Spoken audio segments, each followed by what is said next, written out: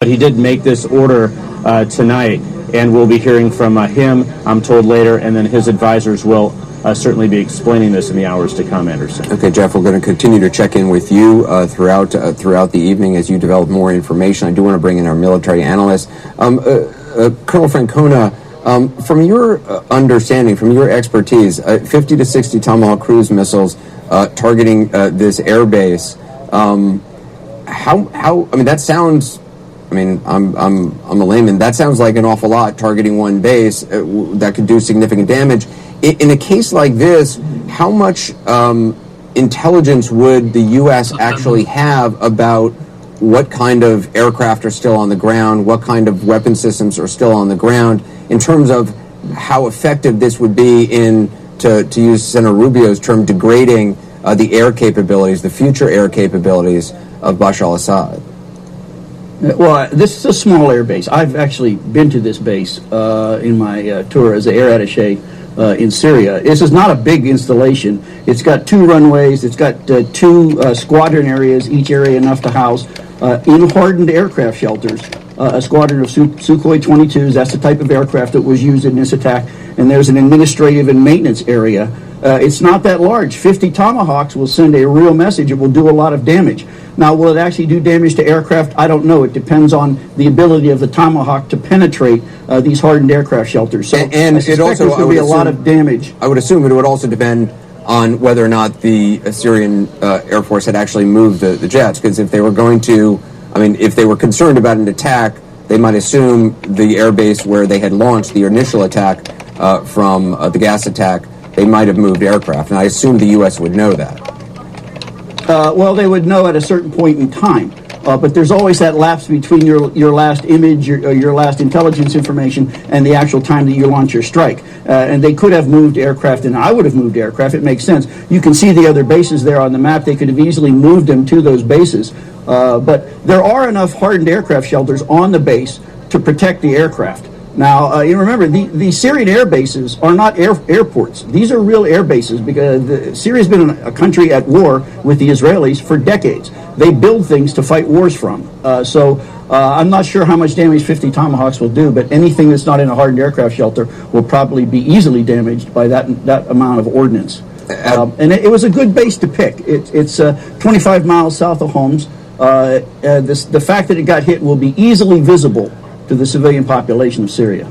And do you think that was part of the calculus? Well, Dumair is kind of out in the desert and far away from prying eyes. Sekal is way out in the desert. It's put out there for a reason. Shayrat is fairly close to the main highway, the main Damascus-Homs highway. In fact, you can see it as you drive by.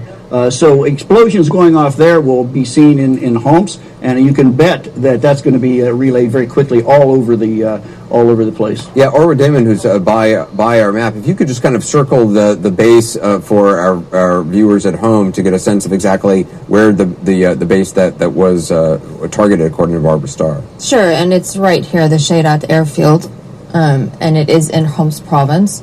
As you can see, and it's from here that, just to give you an idea, the chemical strike took place up in Idlib province. Now, some of the other areas that are being mentioned as being significant in terms of whether or not the Trump administration then decides that it does want to take greater action to try to even further degrade the Syrian regime's capabilities, those are down here.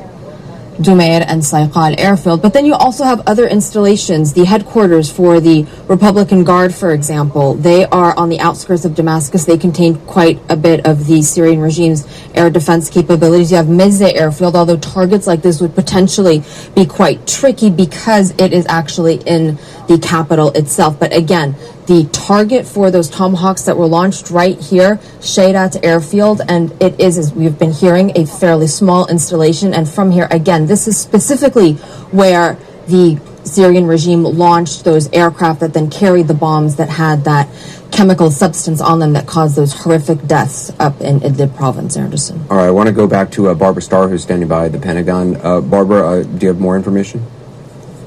Some additional details, Anderson. So we talked about the fact 50 to 60 Tomahawk cruise missiles. We now know that the impact time, those cruise missiles hit that airfield at 8:45 tonight East Coast time in the United States. And they were specifically programmed to target key things at that airfield, and that includes the runways, some of the aircraft at the airfield, and the fuel points, essentially where the airplanes get their gas from. So what you had was a decision to go after the airplanes themselves, but also their ability to fuel up and take off yet again. They put them out of commission, they believe, at this point. But of course, what Arwa was saying is so crucial to all of this.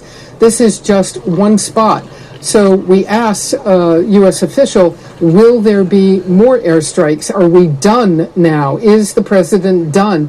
And this official said yes, but then quoting this person said, until another decision is made. So perhaps not done just yet. We frankly don't know the answer to that. We don't know what else is on the table for Mr. Trump to decide on. Anderson? And Barbara, will continue to check in with you. And according to Jeff Zeleny, the president is going to be making an address to the nation. We will, of course, carry that to you live. That's what basically the graphic is there of a Tomahawk missile. Barbara Starr reporting 50 to 60 Tomahawks were fired in this attack. Impacting around 8:45 Eastern Time, U.S. time. Jim Acosta is getting some new information on what moved the president to change his mind on Syria. Jim joins us now. Jim, what have you learned? Yeah, Anderson, as we know, the president has long been opposed to military action in Syria. We've gone through that time and again, but I was told by a senior administration official who was with the president in the aftermath of that chemical weapons attack in Syria, and this official told me that the president was affected, was moved by these images of dead children among the civilian casualties, and that was the reason why he felt compelled to act. Obviously, when you were a candidate, or even just somebody out there on the national stage making comments about foreign policy, you can say just about anything that you want, but when you're the commander-in-chief, things change. And when you see images of dead children, that obviously is something that can change your calculus. And what I'm told by senior administration officials is that that is indeed what happened with this president. Now, you mentioned just a few moments ago, Anderson, that the president is getting ready to talk to reporters at Mar-a-Lago. That much is true. What we can also point out is that at the press hold area, as we call it, just outside of the Mar-a-Lago resort, where I'm located at right now, my colleague Jeff Zeleny is also located. I can tell you that inside that briefing room where reporters are staged, there is another area being set up for what appears to be a separate briefing that occasionally happens where senior administration officials will come in, brief reporters after a president speaks on a national crisis or some sort of big foreign policy development that's come up. And so in addition to hearing from the president tonight, it appears, Anderson, and we can't say this for sure at this point, but it appears, just based on the preparations that we're seeing, that you're going to hear from other administration officials talking later on tonight about what occurred over there in Syria. I just want to point out to our viewers, those images we were showing you are from the attack on Monday by Syrian forces in the Idlib area, an attack which was launched from the base that, according to the U.S., that was struck tonight by 50 to 60 Tomahawks. So those photographs were from the attack earlier this week, on Monday, the horrific attack using chemicals. Jim, you said it's likely to be both the president and other officials briefing the nation? It appears that we're going to get some kind of briefing from senior administration officials. We don't know that for certain at this point. All we can tell you is that they're making preparations over here where the press is holding for some kind of presentation to reporters, and that usually is because the president will come out, and I expect that we'll see this here in the next several minutes. He'll come out, he'll make a brief statement about what has occurred in Syria tonight. He's not going to present all of the details that these other senior administration officials can provide. The president is not only traveling with his press secretary, Sean Spicer, but there are also national security officials who tend to talk to reporters from time to time. Those officials, presumably, if the scenario holds, and it looks like it's going to hold, would come in and give us additional details about what the president was doing when he received these briefings from national security officials earlier on this evening, when he precisely made that decision to go ahead and launch these airstrikes. Did he consult with other foreign leaders? Did he consult with members of Congress? Did he brief the Speaker of the House, Paul Ryan? Did he talk to the Gang of Eight up on Capitol Hill? Those are the leadership members up on Capitol Hill. My assumption is, Anderson, is that yes, the administration is going to explain all of those things have occurred, and obviously, these things are kept very tightly under wraps. But my expectation is that we're going to get those details later on this evening after the president speaks. All right, Jim, we'll continue checking with you. We'll obviously bring any public remarks said from Mar-a-Lago tonight or anywhere else to you through CNN, either in this hour or when it happens live. I want to bring back in retired Lieutenant General Mark Hertling, retired Air Force Intelligence Officer Rick Francona, who has actually visited the base that was hit, retired Navy Rear Admiral John Kirby. Admiral Kirby, Admiral Kirby is the former Pentagon Press Secretary and the State Department spokesman as well. Also David Axelrod, former Obama Senior Advisor, and Gloria Borger, Chief Political Analyst. Admiral Kirby, just in terms of what you have heard so far about what we know of this strike, 50 to 60 Tomahawks targeting this one air base, what stands out to you? What questions would you like most to have answered at this point? Well, I think right now, what I'm most curious about is the battle damage assessment and how much damage they think they did, whether they hit actually what they were aiming at, and what the effect is. I'd also really like to know whether there were any civilian casualties, particularly if there was any Russian casualties as a result of this strike. This is a classic sea-based cruise missile launch operation, and everything that I've heard from Barbara's reporting is very typical. That's the way these things are planned and usually executed. It is not dissimilar, quite frankly, from the kinds of plans that we had teed up in 2013 when President Obama was considering similar strikes against Syrian targets ashore. It is interesting to me that this hit one airfield and multiple sites at the airfield. That doesn't surprise me. That's why you have so many Tomahawks, and you have usually a multiplied effect of multiple missiles on target. I'm a little interested to know why no storage facilities or any specific chemical weapon storage facilities might have been hit. Now maybe they didn't know where they are. Maybe they're deep underground, but when you talk about degrading his capability to conduct those kinds of attacks, yes, absolutely. If you hit an airfield like that, a tactical field, you're going to degrade his ability to fly out of that field, but you're not necessarily going to completely eliminate his ability to visit these sorts of attacks in the future on other targets based from other fields. And Admiral, Colonel Francona had talked about the hardened hangars that these aircraft are in at this base. How strong are they? I mean, does a repeated strike by repeated Tomahawks degrade that, or it certainly overcome could. it? Okay. Yeah, it certainly could. He's right about those hardened hangar facilities, and that would explain, I think, to some degree, why so many Tomahawk missiles. Because you can pound away at them over a span of time with multiple missiles and have a more dramatic effect. The initial wave sort of weakens the target, and then you can keep hitting it to try to penetrate it a little bit more deeply. General Hertling, you talked about your experience, in planning these kind of possible strikes. What do you make of this one? Well, this launched at 8:45 our time. By my calculation, that's about 3:45 in the morning Syria time.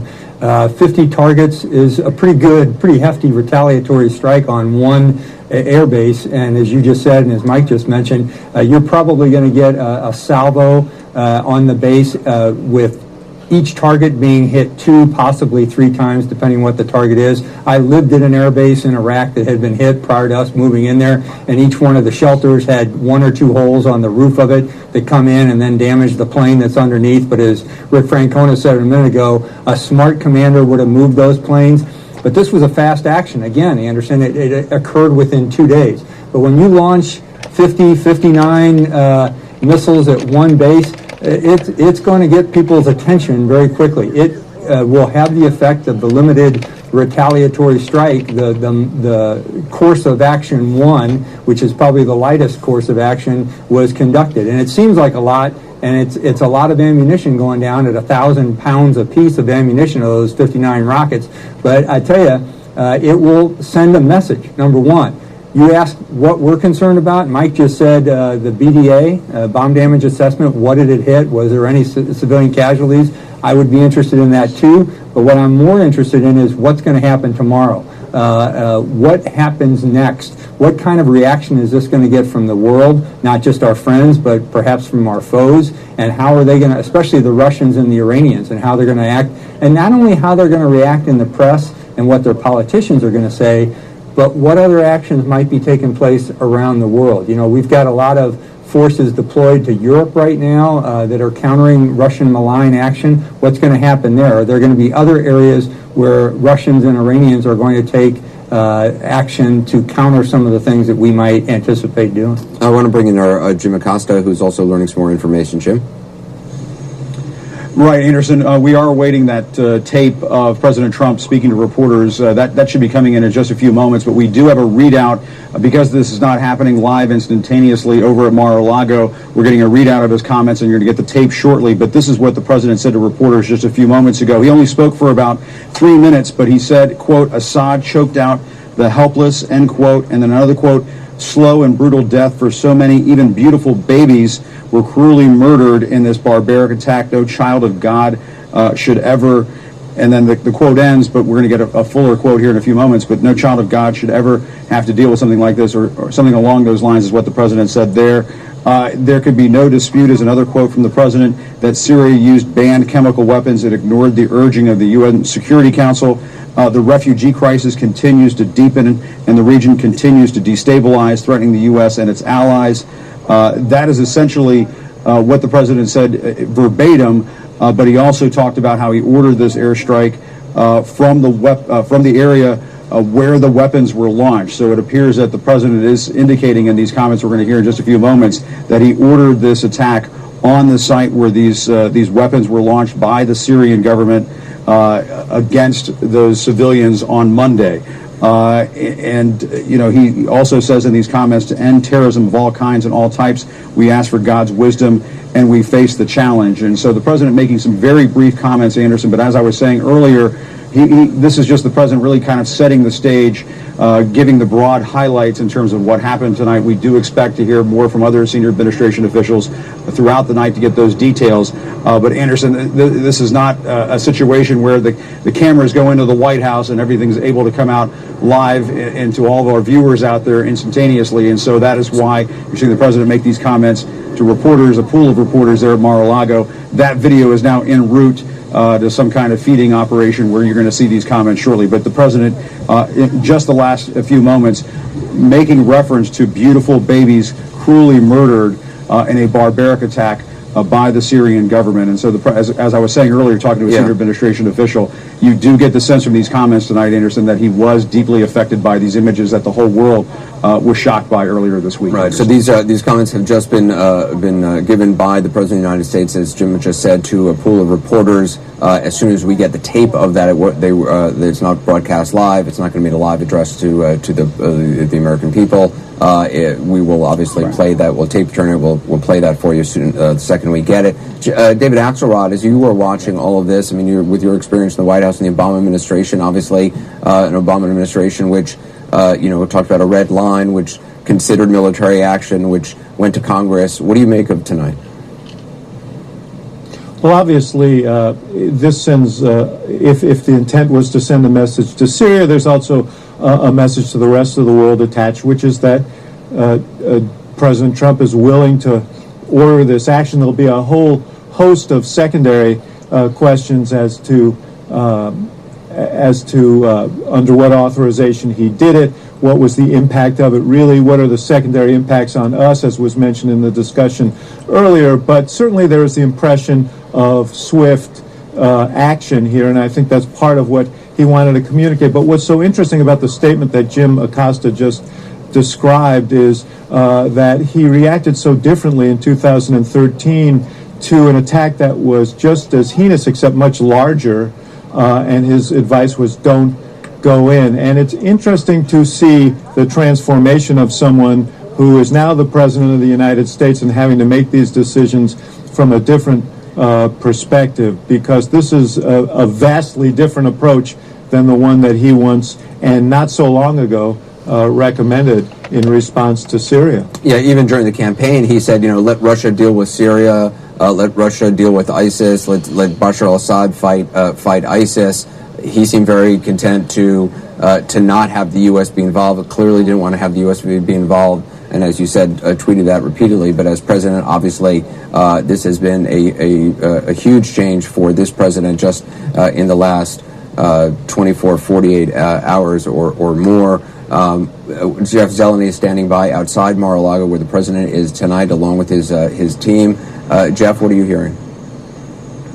Anderson, I'm being told by a U.S. official that the Trump administration and the president himself informed what I'm told is a broad list of nations and garnered their support for this. A nation not on that list was Russia and Vladimir Putin. That was a question we asked the president earlier this afternoon. Have you spoken with Mr. Putin about this? And he said, I have not yet. I may in the future. But I am told by a U.S. official that the United States did not indeed give a heads up, if you will, to Russia. Of course, so many Russian forces on the ground in Syria there. But I am being told by a U.S. official that the administration did get the support and implicit agreement, if you will, from what we're being told is a broad list of nations. We will find out more specifics on that shortly. As my colleague Jim Acosta was just saying, they are setting up here near Mar-a-Lago for a briefing of some sort, perhaps with the new National Security Advisor, General H.R. McMaster, and other officials. And we will be seeing the president's own words shortly here, Anderson. But this was just not the president's decision alone tonight. They did inform other countries, Anderson. Jeff, in a moment, I'm going to go back to Colonel Rick Francona, who's actually been at the base that was hit, because I just want to get some more details about what the base is like, given that it's rare to have somebody who is actually there. But Jeff, just in terms of who the president has around him at this point, you talked about the National Security Advisor, General McMaster, General Mattis is there as well. Do you know who else? Well, certainly. I mean, he is surrounded by most of his, top national security team. The Secretary of State, of course, the Defense Secretary, his new National Security Advisor, other members of the cabinet as well, from the Treasury Secretary onward. Of course, he is in Mar-a-Lago not for just any old weekend. He is here to have his first face-to-face meeting with the Chinese president. So this, of course, also has ramifications for that visit. But we also saw earlier this evening the Vice President going back into the White House. So we got a sense there that he may be also getting some information here on that. But the president is surrounded, Anderson, by most of his top advisors. Reince Priebus, the president's chief of staff, Steve Bannon, the chief strategist, who was just removed from the National Security Council. They are here in Florida, as is Jared Kushner, of course, the son-in-law and top advisor, Ivanka Trump, the daughter, and a senior advisor as well, all here. So, Anderson, most of the president's staff is actually here in Florida. He calls it the Southern White House, and tonight it certainly is a White House that's quite busy, Anderson. Yeah, I want to go back to our military panel. Admiral Kirby is joining us. Admiral, as a former State Department spokesman, you've got experience in coordinating with other world leaders. How does that play out? How does that work? Well, normally something like that is done, obviously you're doing this in a hurry, so it's usually done over the phone. And you pick those countries that are most invested in this, that have a stake. I would suspect some of our Gulf allies were consulted, as well as key partners in Europe. I'm not surprised that there wasn't deliberate outreach to the Russian government, at least in Moscow anyway, to give them any kind of a heads up about this, because you don't know what they were going to obviously do with that kind of information. But you do want to try to clear the decks, if you will, diplomatically as best you can before you do something this major and this significant that is going to have, as Mr. Axelrod said so well, it's going to have ramifications starting very, very soon. I'm frankly a little surprised that we haven't seen a reaction from Moscow yet. That's the thing I'm looking for the most right now. I think they'll probably be very, very early out of the gates. Any moment we expect to have you tape with the president who spoke to reporters just a few moments ago that has not yet been broadcast. We're going to give that to you as soon as we get it. 50 to 60 Tomahawk cruise missiles fired from two vessels in the eastern Mediterranean Sea, fired at a particular base believed to be the airbase where the attack, the gas attack in Idlib was actually launched from. Colonel Rick Francona has actually been to that base in years past when he was the Air Force attaché in the region.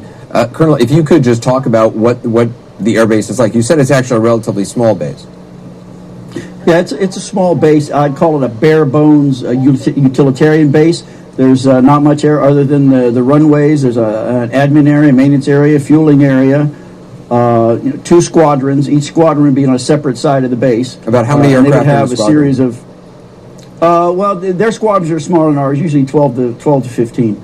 and they would have enough hardened aircraft shelters to house the entire squadron. Now, whether the aircraft were still on the base, we don't know. Whether they were all in the hardened aircraft shelters or were they in some maintenance facility, we don't know that. I hope we'll find out later on. But the base sits out in kind of a farming area. There's not much around it. There's a couple of towns, very, very small towns. So I don't think we're risking a lot of collateral damage here. If all the missiles actually hit on the base, I don't think we're going to be dealing with a large number of civilian casualties. There are military housing areas, but they are off the base, as I recall.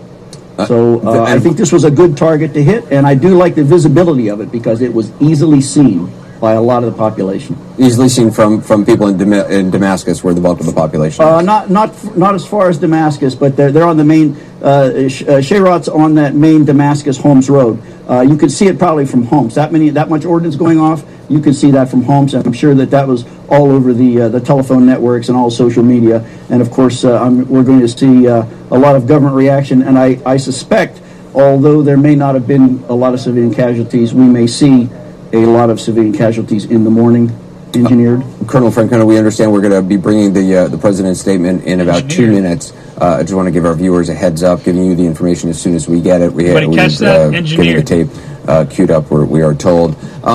In terms of Russian personnel, I mean, that's the other question we don't know. Were there Russian personnel at that base? If so, how many? If so, what happened to them? I would say, my estimate, and I have no real knowledge, but I would say probably a low likelihood of Russian personnel there. This was not their frontline fighter base. If this would have been Dumer or, say, call the other two that are more out in the desert where they've got the higher performance aircraft, this base houses Sukhoi 22s. Sukhoi 22 is an old airframe. It's one of the old Russian standbys. It's well built. It's rugged, but it's old. It's not very sexy. It doesn't drop precision guided munitions. But it can drop chemical, anything could fall off of a wing. So I would not think that you'd have Russian personnel. They certainly don't need them for the maintenance. And we're going to be bringing... The Syrians are quite capable of doing this themselves. We're going to be bringing the president's remarks in just a moment. The first major military strike of the Trump administration has taken place. Dozens of cruise missiles, 50 to 60 we're told in all, from a pair of Navy warships striking a single Syrian airbase. That's the preliminary information. Now, the one the base is the one suspected of launching this week's poison attack that took so many lives in Idlib province. We are just about to receive a videotaped statement that the president made just a short time ago, a few minutes ago, from his vacation home in Mar-a-Lago, where he had originally gathered to meet the leader of China. He's there with his national security team. The launch, and let's listen. On Tuesday, Syrian dictator Bashar al-Assad launched a horrible chemical weapons attack. Read that teleprompter, on bitch. innocent civilians. Left and right. Using a deadly nerve agent, Assad choked out the lives of helpless men, women, and children. It was a slow and brutal death for so many. Even beautiful babies were cruelly murdered in this very barbaric attack. Incubators, anyone? No child of God should ever suffer such horror. Tonight I ordered a targeted military strike on the airfield in Syria from where the chemical attack was launched. It is in this vital national security interest of the United States to prevent and deter the spread and use of deadly chemical weapons. There can be no dispute that Syria used banned chemical weapons, violated its obligations under the Chemical Weapons Convention, and ignored the urging of the UN Security Council. Years of previous attempts at changing Assad's behavior have all failed, and failed very dramatically. As a result, the refugee crisis continues to deepen, and the region continues to destabilize, threatening the United States and its allies. Tonight I call on all civilized nations to join us in seeking to end the slaughter and bloodshed in Syria, and also to end terrorism of all kinds and all types. We ask for God's wisdom as we face the challenge of our very troubled world. We pray for the lives of the wounded and for the souls of those who have passed. And we hope that as long as America stands for justice, then peace and harmony will, in the end, prevail. Good night, and God bless America and the entire world. Thank you. That was Donald Trump speaking just a few moments ago from Mar-a-Lago. If you are just joining us, it is the top of the hour. The president ordered a launch of 50 to 60 Tomahawk cruise missiles from two Navy ships in the eastern Mediterranean. We're told the impact time was around 8:45 p.m. Eastern time, U.S. time, targeting the Syria airbase, which the president said was the launching pad for the attack, which took place Tuesday in Syria last week, which killed so many. The president has just said that there's no dispute that Syria used banned chemical weapons. He also said that years of previous attempts at changing Assad's behavior have failed, and he talked about this has continued to destabilize the country, led to the refugee crisis, which he says has threatened the United States. We are joined by our complete military panel, General Mark Hertling, Colonel Rick Francona, Admiral John Kirby, David Axelrod is joining us, Gloria Borger as well, General James Spider Marks is joining us as well.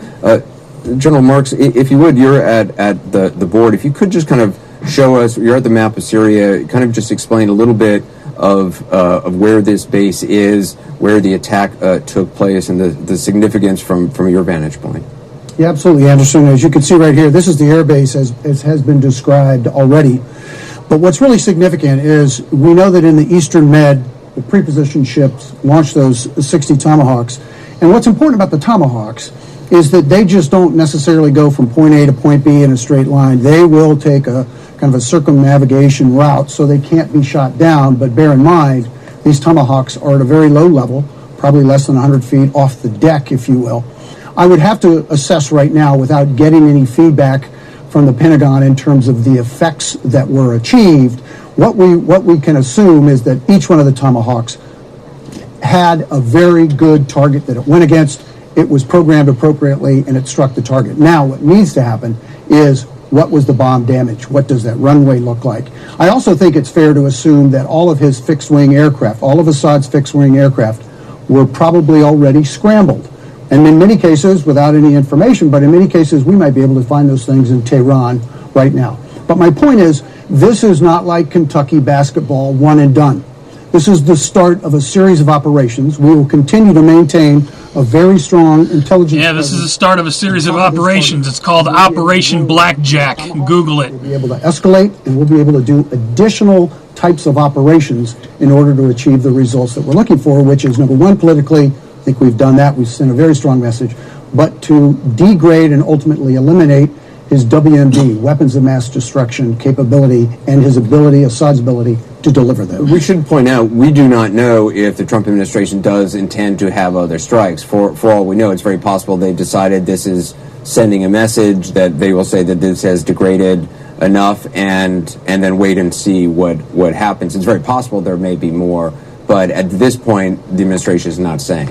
The administration is not saying a thing about these operations, but I can guarantee you that this was not a plan that had a very finite amount of time exclusive to this particular desired end state. This is the start of what I would presume is a larger campaign that will have other elements of power and other opportunities to against other targets based on what we see next. In other words, pre-positioned forces, aircraft, and ships will remain in place in order for us to gain greater intelligence and find out what we want to try to do next. But you're correct. Nothing's been announced that we're going to do something else. Admiral Kirby, how much information does the U.S. have about the location, the capabilities of Syria's Air Force? We've seen, obviously, Syria's Air Force drop barrel bombs, which have killed large numbers of people. We've seen, chemical attacks in years past. Is our intelligence on the capabilities and the number of aircraft, the location of aircraft, and how easy is it for Syria to basically just move their aircraft to Iran or to other places? Our intelligence on issues, capabilities in Syria isn't perfect, as you might expect, because we don't have a large presence there. But we do have significant overhead ISR capabilities in terms of manned and unmanned aircraft, as well as satellite imagery. It's not perfect, but it does give you a pretty good sense. And because we have been conducting operations against ISIS in Syria, we have gained more knowledge and information, context, if you will, about how the Syrian Air Force, Syrian military, supported by the Russians, are conducting their operations as well. So I think we have a good idea.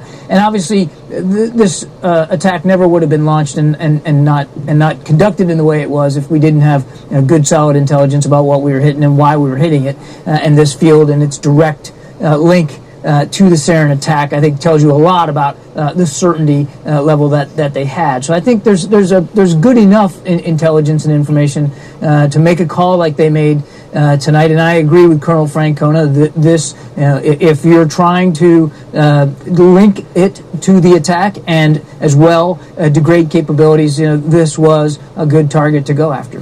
Colonel Francona, I mean, to General Marx's point, if your objective is more than just a message, but it is actually the elimination of Syria's capabilities to launch aerial attacks or the serious degradation of their aerial capabilities, this one attack is certainly not anywhere close to enough, correct? No, not at all. This is one air base. They've got several. And they've got quite a few aircraft. And the Syrian Air Force has atrophied over the years because of lack of maintenance, lack of parts. They did get some modernized aircraft just recently from the Russians, but certainly not enough that they would want to take on the United States. They're real good at dropping bombs on undefended targets and helpless civilians, but they're not really good at fighting a war.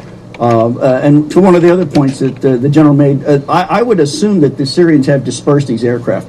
Dispersing aircraft to bare bones bases is fairly easy. It's something all air forces practice.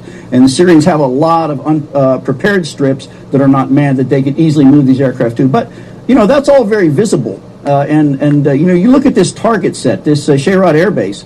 This is a fixed facility. We know what's there. You can image it. They can't move a lot of things there. They can move vehicles, but they can't move buildings. They can't move large facilities. They can't move POL tanks. And this is what the Tomahawk was made for. It gets in there low level and hits these fixed facilities with no risk to an air crew. So, but this is the start. If we want to degrade their capabilities, if this doesn't do it, if the Syrians don't get the message, then we ramp it up to the next air base. But then, as I said before, do we want to go down that road? Right. Do we want? Are we doing a military action? Or are we starting a war? General Hertling, this administration has the benefit of several years now of the U.S. military having watched what is going on in Syria, and I assume a myriad of plans, which maybe some of them have been gathering dust, but have been gamed out for some amount of time in previous years about location of fighter jets. If option A is to eliminate the air capabilities, this is how they're going to go about it. I'll tell you, Anderson, there are no plans gathering dust in the Pentagon. Truthfully, as a former war planner there, we maintain those plans, update them constantly, war game them constantly. So that's always ongoing. That's always ongoing, and different elements within the Pentagon that have responsibility for different parts of the world will continue to update. And in fact, it's on a schedule. I will tell you that, and that's about the most I'll tell you. Okay. But as they get more and more information, especially as we've seen actions with special operators in that part of the world. We were somewhat blind when ISIS started operations in Syria because we didn't have a whole lot of intelligence gathering capability, but that's improved over the last few years. We've put a lot of satellites and manned aircraft to gather intelligence over Syria over the last few years. We haven't had a lot on the ground, but we've gathered enough intelligence to put spotters on airfields, as Rick was saying and as John Kirby mentioned. It's gotten better over the last 2 years, but that reinforces your planning capability. And when someone turns to the J7 on the Joint Staff in the Pentagon and says, what's our plan for something next week? Give it what we have. They will get a bare-based plan. It won't be refined, as we mentioned before. That's crisis action planning, but they'll put a spin on it very quickly. I'm sure there's a whole lot of lights on, not only in the Pentagon, but in Central Command headquarters in Tampa, determining what's going to happen next and what they've accomplished tonight. I want to go back to Barbara Starr, who I understand is getting some more information at the Pentagon. Barbara? We are, Anderson. U.S. defense officials are now saying that they did inform the Russian military before this strike took place. There is a standard mechanism between the U.S. military and the Russian military in the Syria and Iraq area of operations. They call it deconfliction. They can contact each other readily, try and stay out of each other's way via some communications lines. So what we know now is that the U.S. used that communications line, contacted the Russians, according to a U.S. defense official, told them what they were going to do and told them when they were going to do it. The logical question to ask is, so did the Russians move out of the way? Tonight, the U.S. will not speak about at the moment about whether the Russians took any action about that. They want Moscow to discuss that in these early hours, but they did take care to inform the Russians of what was going to happen. So it does appear that you could make the supposition that there was Russian military at that base. The next thing, we are very shortly going to be able to show some images that the Pentagon has just showed to reporters, and we're getting ready to make those available to all of our viewers. What they have is very interesting. They have a radar track on the day of the attack showing an aircraft radar track of the plane taking off, Syrian planes taking off from this airbase, and they tracked them all the way to this area in Idlib where they struck. We learned earlier today that the U.S. in fact had that kind of data, had the radar, and had the infrared, the heat signature of bombs dropping off those aircraft. They also have some very early images of bomb damage assessment at the Syrian airfield showing some cratering and some damage. We're in the very early hours of all of this, so there will be a lot more to learn about what happened, but they do feel that they successfully struck the targets they were looking to strike at this location, Henderson. All right, Barbara, when we'll obviously bring those images to you as quickly as possible, and Barbara's going to continue to work her sources. We've just gotten a quick update out of Syria itself. Syrian state television is reporting a quote, U.S. military aggression targets a military base in Syria with multiple missiles. That is what an on-screen banner says. We'll keep watching to see how they are reporting this as day breaks over there. It's about, if memory serves me correct, I think about 7 hours ahead. Am I right about that? Yeah, 7 hours ahead, so it's about 5:16 in the morning there.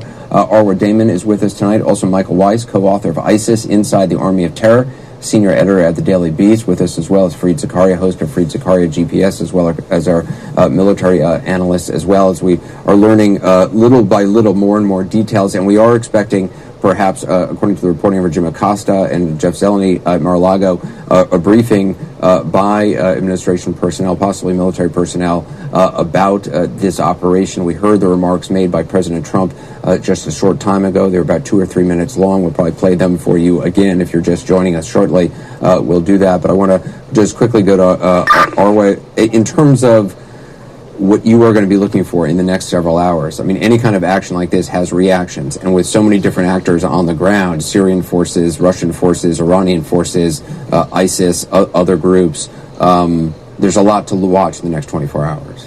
There really is, and we're already beginning to see a little bit of the reaction, perhaps the more positive reaction coming from some of the activists who I'm in touch with and some of the opposition groups who are, to a certain degree, saying, finally. America has finally done something. Of course, they're going to be expecting a lot more because at the end of the day, this is just targeting one fairly small facility. But this has, at least initially, generated a certain level of hope that maybe this is the beginning of America actually taking the plight of the Syrian people quite seriously.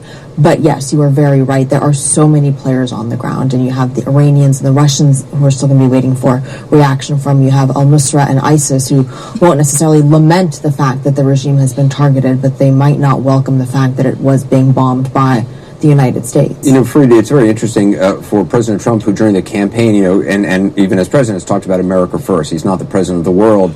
We've often seen presidents who campaign, just as George W. Bush did, campaigning on, wanting to stay focused on domestic issues, but who, because they are the president of the United States, do get drawn into global affairs. This is the first military action under this president. I'm wondering if you are Kim Jong-un sitting in North Korea tonight, what does one read into this military action? Well, I think a great deal will depend, Anderson, on what follows next, because this is one action, as I always said, is one relatively small military action. It's quite intelligent, it's quite effective, it does send a signal, but military force is not primarily an instrument for a kind of emotional outburst or signaling something. It is in purpose of a political strategy. And it's not clear what the political strategy here is. There is a civil war taking place in Syria. Is our goal now, is our political strategy that we want to defeat and oust the government of Assad? If that's the case, that is going to be a tall order. It is going to take a lot more strikes than this. It's going to take many, many thousands of troops on the ground. If that isn't the game, what exactly are we trying to achieve? It is very unlikely that this strike itself will alter the military balance in some way to affect a political settlement. There's an argument that could be made it'll just drag on the civil war, because now you're going to have more fighting, but there is a kind of 20-sided civil war going on, and to just throw bombs in the middle of that, it will get people's attention, as you point out. It will get the country to support President Trump at a moment like this. But what have we actually achieved? We've entered the most complicated civil war in the Middle East, the most complicated civil war I've ever seen in my life. And I don't think we know exactly what our goal, what our strategy is here. And Michael, to be honest, we do not have a great track record of predicting events in this region. Correct. And look, the strategy going forward, as far as I could tell from the Trump administration people, was they're looking to pull Russia away from Iran, right? They want to contain and deter Iran and Syria and Iraq and elsewhere, Yemen. And the idea is that, Donald Trump's aspirational best friend, Vladimir Putin, could be, negotiated with to do this. What I found most interesting about what Barbara just reported is, if Russian personnel were at this base that was just struck, and they were at the base 48 hours ago, did the Russian military know the regime was loading up Su-22s with sarin gas rockets for the purpose of hitting us? Because if that's the case, then Putin is not only all in behind Assad militarily, but he's saying, have at it. You have license to use WMD in the country. And that, I think, all bets are off. You forget about trying to cleave him away from the Ayatollahs. This is somebody who really is looking to test the United States. Barbara Starr is actually joining us from the Pentagon again. You have some more information, I understand? We do, Anderson. I want to explain that there's a number of very late-night briefings going on right now for reporters here at the Pentagon, and that's why we keep coming back to you with these additional pieces of information.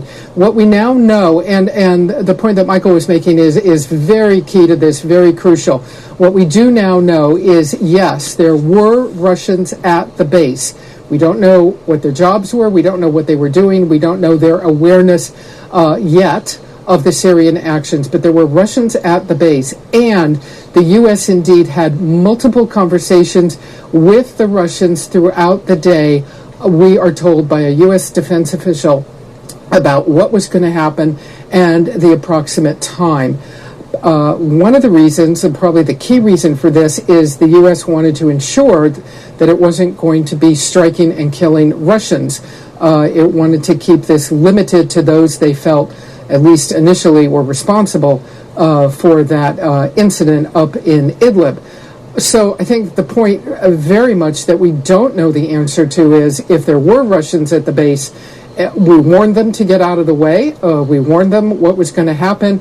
But what did those Russians know about what was going on there? That we don't have an answer to yet. Well, also it raises the question, I guess an obvious question is, did the Russians then tell the Syrians that the base is going to be hit later on tonight and you better get all your aircraft out of these supposedly hardened hangars and move them elsewhere? Well, I think you can assume that U.S. surveillance and other aircraft were overhead watching this, and that would have been something that the Russians would have known, that the U.S. satellites, reconnaissance aircraft, surveillance aircraft, drones would be overhead keeping an eye on this area and would have possibly, and I don't know this for sure, would have possibly taken action if they saw the Syrians begin to move things around. But I think the calculation for the U.S. military was that they wanted to ensure this was a very limited strike and that it did not involve the Russians. Again, an effort not to widen any conflict here. That's a but critical I have piece. Right. Yeah. I mean, we are just in very early hours. We don't have a lot of answers. I want to go to Jim Acosta, who's got some new information out of a briefing. Jim?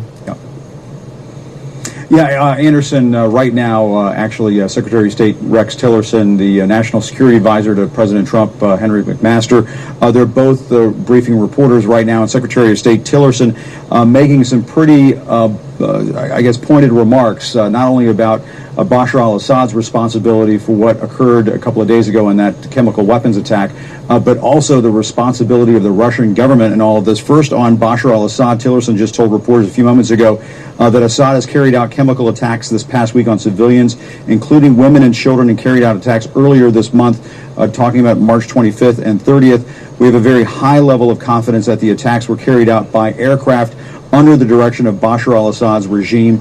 Also have very high confidence that these attacks involve the use of sarin and nerve gas, at least 3 of the attacks. Tillerson saying we have a high confidence of that.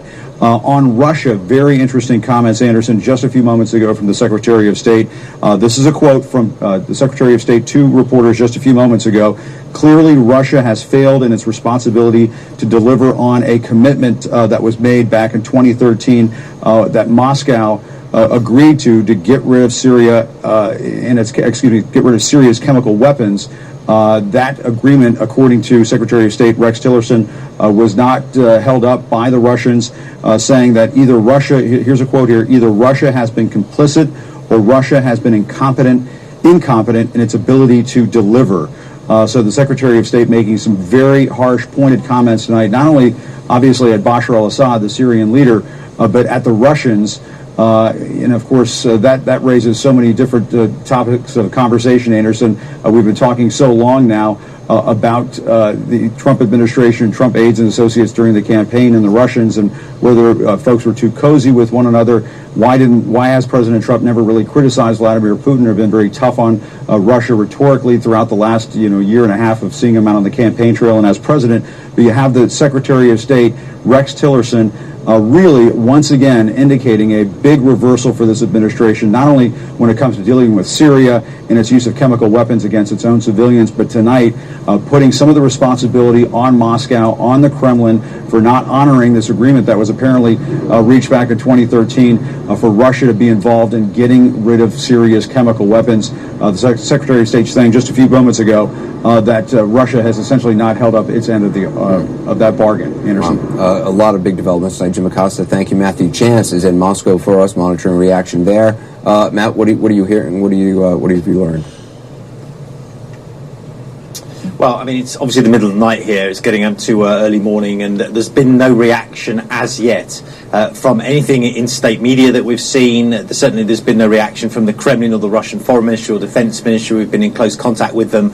But obviously it's a huge message, not just to the Syrians, that the Trump administration has sent by carrying out these missile strikes, but also to the Russians. And that's something that's been laid out not just by the comments from Rex Tillerson there that Jim Acosta was just talking about, but by statements that are coming through to us from various US senators as well. Senator McCain and Lindsey saying that this is a clear message that the US will no longer stand idly by as Assad, aided and abetted by Putin's Russia, slaughters innocent Syrians. And so this was clearly a message, as I say, aimed not just at Syria but at the Russians as well. And I think it's probably the final nail in the coffin of any sense in which there is going to be a détente, a rebuilding of relationships, a reset between the Trump administration and Putin's Russia. There was a lot of speculation about that, of course, in the past.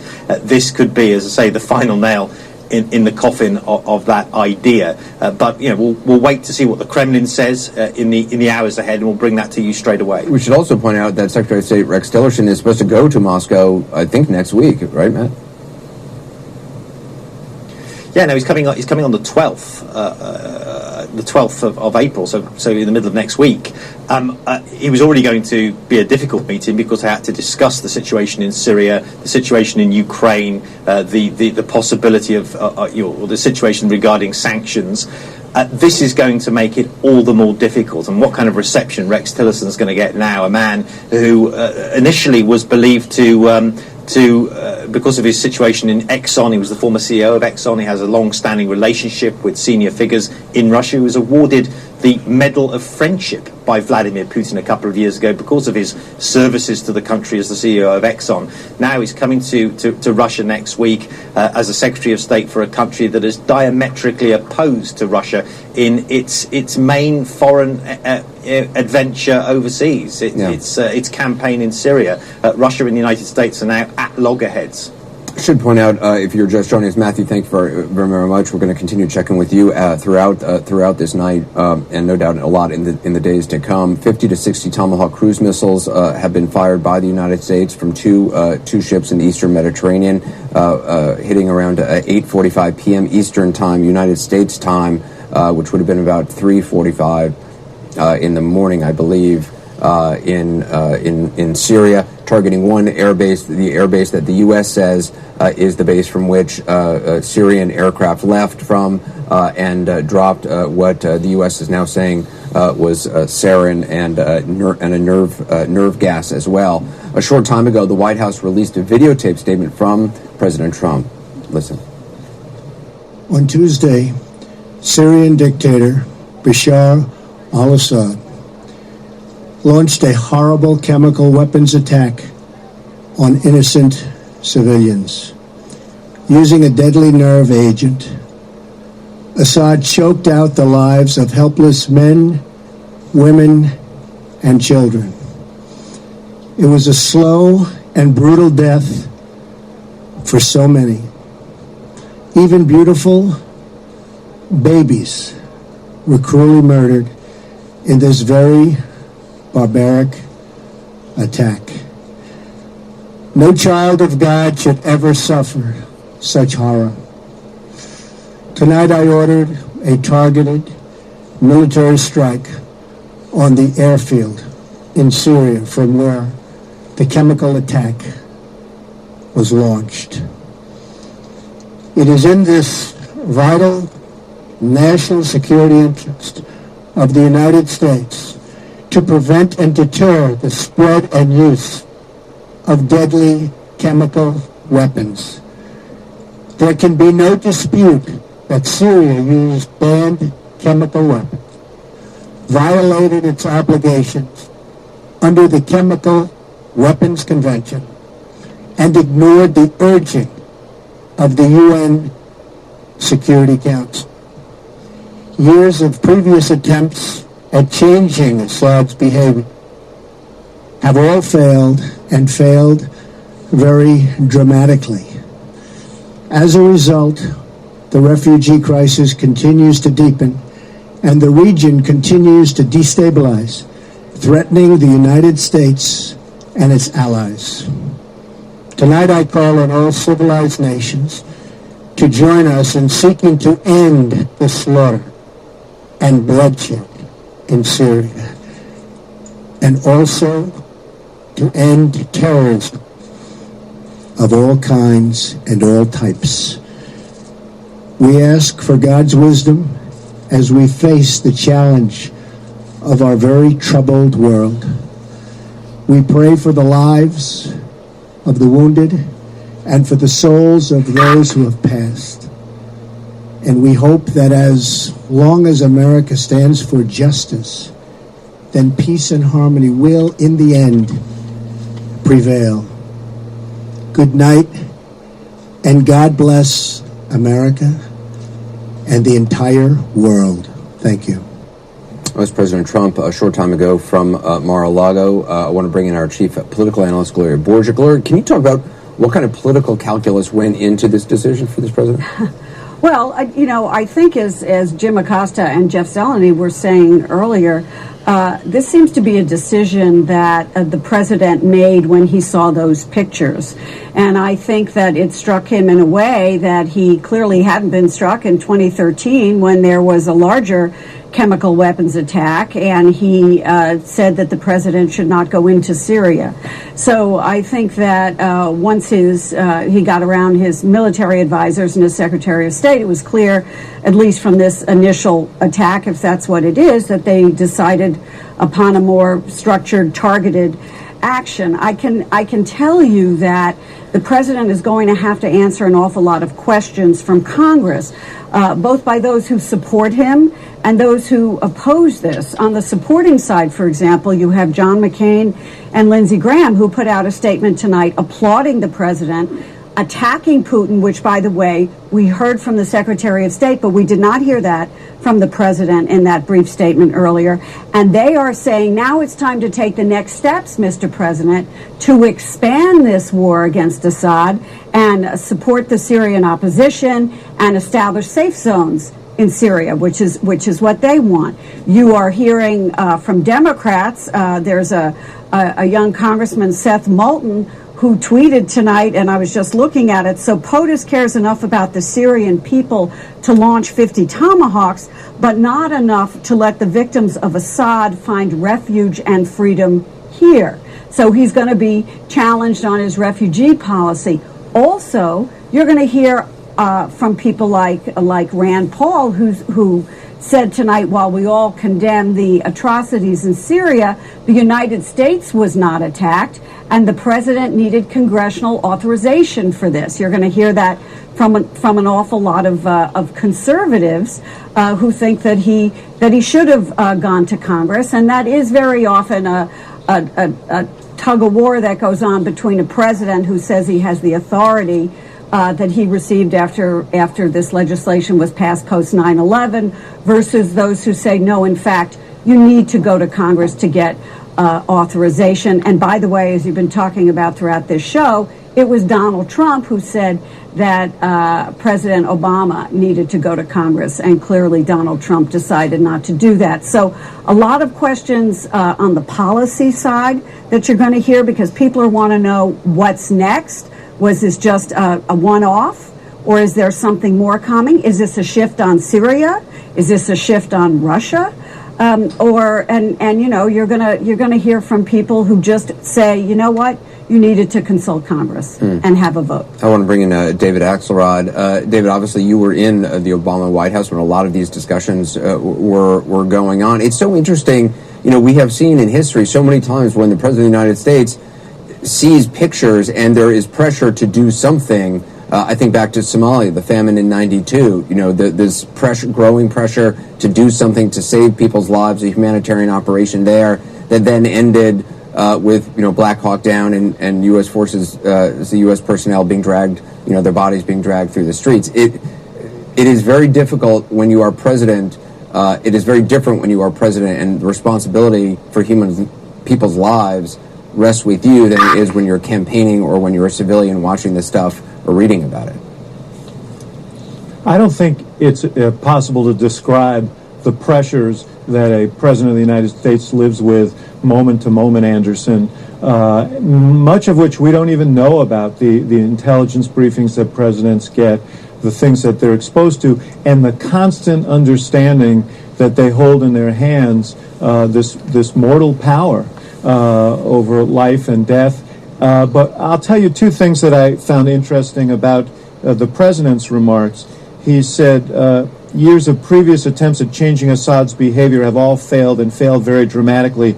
As a result, the refugee crisis continues to deepen and the region continues to destabilize, threatening the United States and its allies.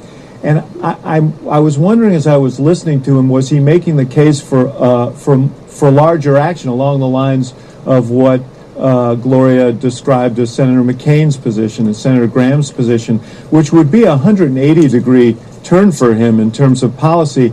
I mean, we all remember his inaugural address, in which he seemed to signal to the world that America was going to look after America's business, and that America was not going to play the role that America has played in the past. And then at the end of his remarks, he said, and we hope that as long as America stands for justice, that peace and harmony will in the end prevail.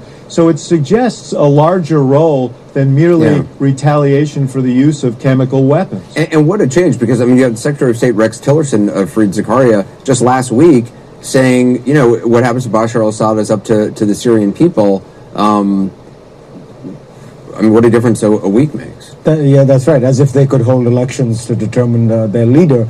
And on Monday, the president's spokesman, clearly instructed by the president, said, we're not going to use this very chemical attack as an opportunity to try to call for the ouster of the Assad regime, because that would be silly. It would not reflect the realities on the ground. Yeah, and then the next day made this change. Right. And again, it does seem largely based on whether it's people he talked to, you know, people in his family, or pictures he saw on television or in the newspaper. And you know, you were asking David Axelrod, I think, a very important question, which is that sense of pressure that presidents have when they have this feeling you've got to do something. You talked to President Obama about the red line. Absolutely. And one of the things President Obama felt very strongly was you can't give in to the momentary emotion to do something if the danger is that you're going to create a larger problem going forward. If you do something just to show that you're strong or that you're emotionally upset by this,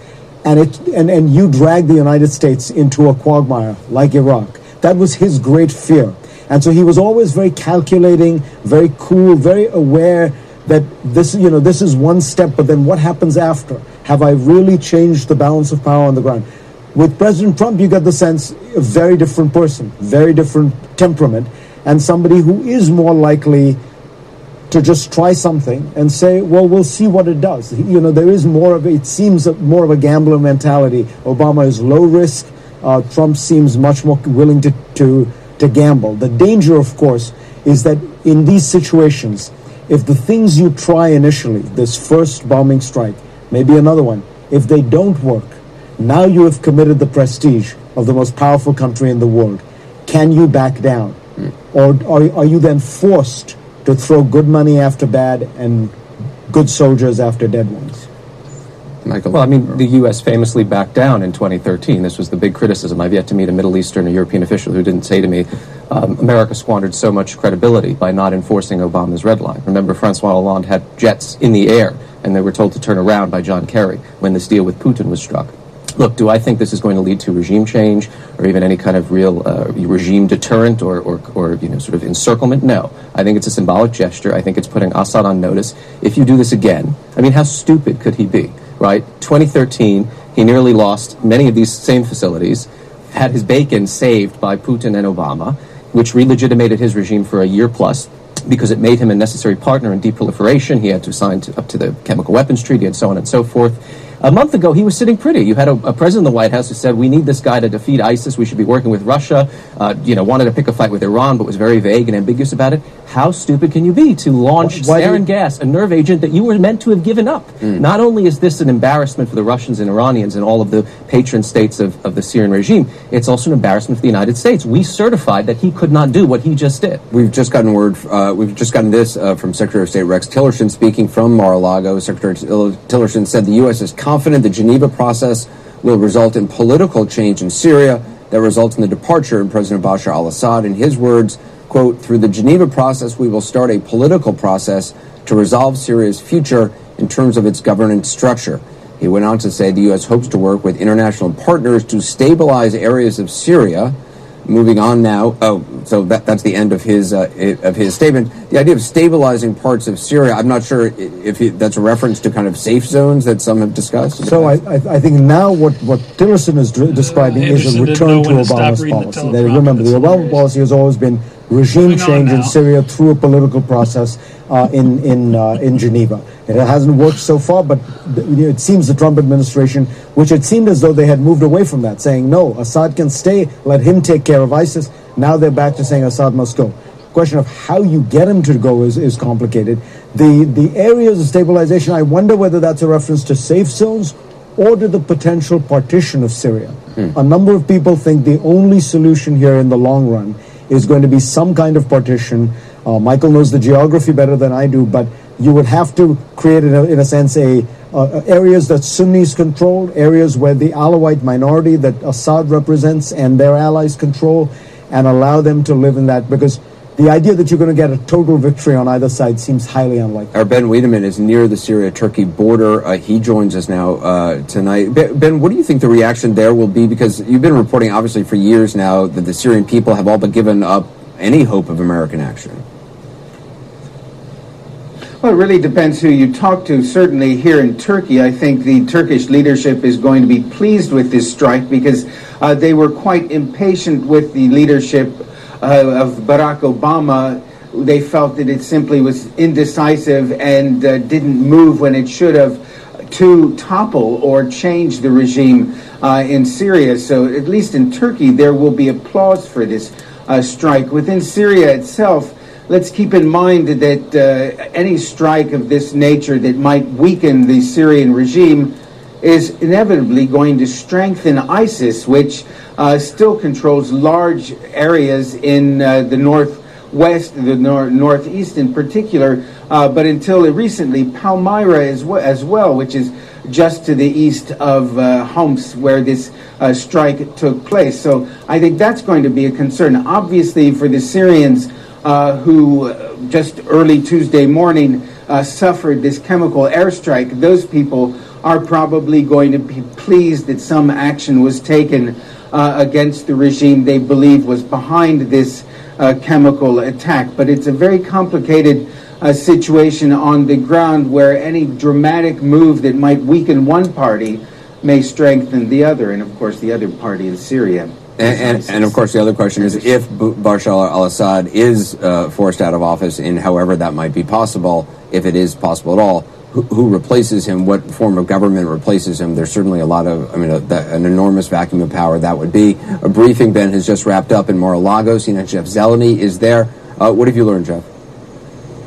Anderson, I am just coming from the briefing with Secretary of State Rex Tillerson and the National Security Advisor, General H.R. McMaster, and they walked through a timeline of how this strike happened, and they it really started with the moment that the White House learned of that chemical attack a couple days ago and said that the president, as we know now, was deeply affected by that. He ordered up options immediately. We're given 3 options. He narrowed it down to a couple options. And again, when he landed on the ground here in Florida this afternoon, he met with his national security advisors to sort of give the go here. But to clarify something that has been a little bit of an open question this evening about Russia. Secretary of State Rex Tillerson said this: "We sought no approval from Moscow or any level with the Russian infrastructure." They did, however, the U.S. forces did, however, talk to Russian ground forces. Simply, they explained it like this, because obviously Russian forces are operating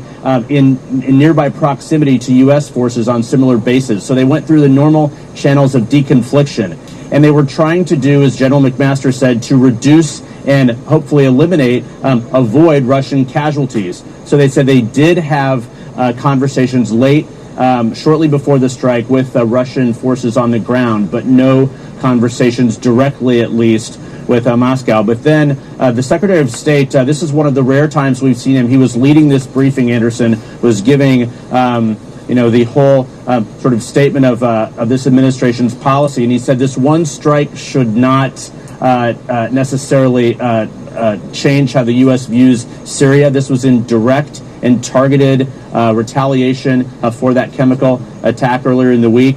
And interestingly, he also said, as we've been reporting, that the White House reached out to members of Congress, senators, representatives, Democrats, Republicans, as well as they reached out to an international coalition to advise people.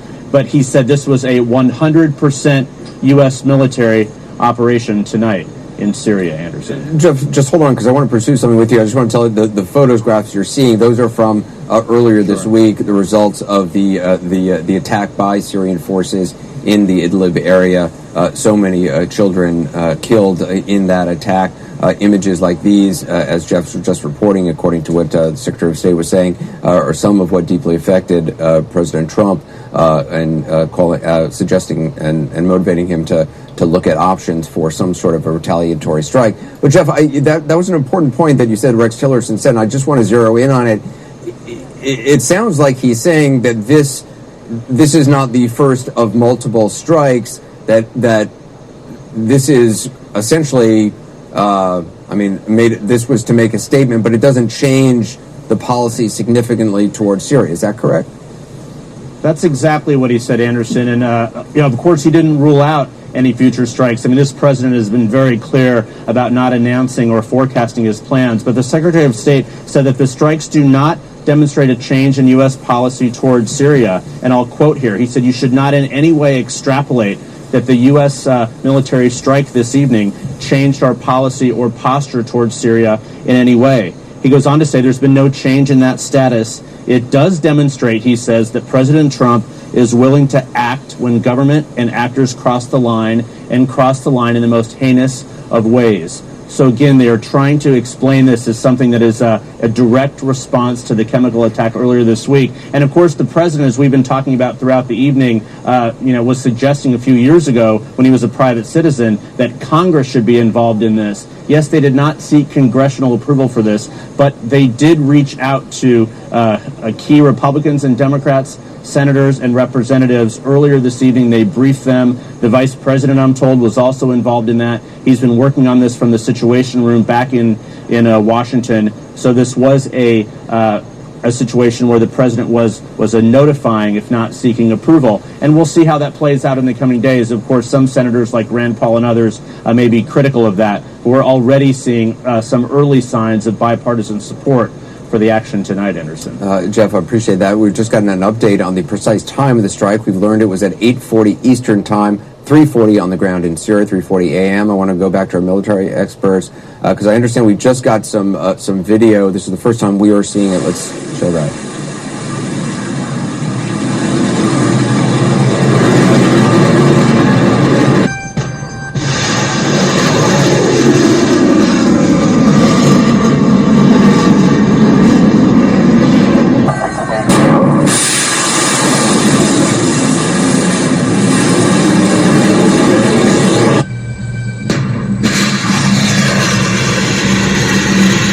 As we watch this video, those are obviously Tomahawk missiles being launched by U.S. vessels. Admiral Kirby, you there? I'm here. Oh, sorry. So, sorry, couldn't hear you. Those were obviously some of the video of Tomahawk missiles being launched. That's right. Yeah, you can see clearly that was a destroyer, if not both of them, in that video. And I think it's typical for us to be able to shoot that kind of video. This really does speak to the power of having a naval maritime capability there in the Mediterranean. We have 4 ships like this, 4 destroyers that are ballistic missile capable, that are permanently based in the Med. This is one of the reasons. They can be where they need to be on very, very short notice and can launch this kind of a set of strikes very, very quickly. And as General Hertling, I think, has made clear a couple of times tonight, this was a very quick planning process. And that's one of the great advantages that naval power, Navy ships that are equipped like this can bring to bear. And Admiral, I mean, a Tomahawk cruise missile like this, how precise can it be in terms of targeting? Tomahawks are extraordinarily precise. I mean, you can actually program them for small facets of a building. I mean, you could target them on a set of windows. That's how close they can get. So they're very, very precise. It'll be interesting to see when the sun comes up and when the Pentagon gets more information what their battle damage assessment is. But I'm pretty certain that they're going to be able to assess that they hit exactly what they were aiming at. We've talked about the fact that at least at a tactical level, there was some deconfliction with the Russians. Again, that doesn't surprise me either, nor does it surprise me that we didn't tell Moscow in any great vein, and that we may have had Russian forces. It'll be interesting to learn if there were Russian aircraft at this base and if they were hit. I think, again, we'll learn more probably in coming hours, but I think that would be interesting to see. Colonel Francona, just in terms of the Syrian Air Force itself, I mean, how large is it? You were pointing out there basically you think about 2 squadrons, or there would in normal times have been 2 squadrons of aircraft, relatively old aircraft, if I understand what you had said earlier, at this base that was hit. But given that this was the base that the gas attack took place from, it's very likely those jets may have been scrambled to elsewhere, because this would have been an obvious target in the days since that attack. Do you know how large the Syrian Air Force is? If the U.S. really and coalition partners really wanted to eliminate the air capabilities of Bashar al-Assad? It went from a large air force to a relatively small air force just over time, atrophy, lack of new equipment. So they've got on paper, maybe 300 aircraft. That's not the number you need to look at. It's the number of effective and modern aircraft. If the question is, would they be a match for the U.S. Air Force, U.S. Navy aircraft? No. They're not even in that league. They've got I think 2 squadrons of MiG-29s. Maybe 50 of those that are a 4th generation fighter. But we fought the MiG-29 before. We did a number on the Iraqi MiG-29s in Desert Storm, and so I don't assess the Syrian Air Force as a threat. I assess the Russian air defense system in Syria to be the major threat to American aircraft. One thing to bring up, that Russian air defense system was also designed to shoot down Tomahawk missiles. So the fact, I'd like to see if they were engaged. Did the Russians, since they knew they were coming, just decide not to try and oppose these strikes? There's a lot of questions that come up with this Russian-U.S. talking to each other before this went on.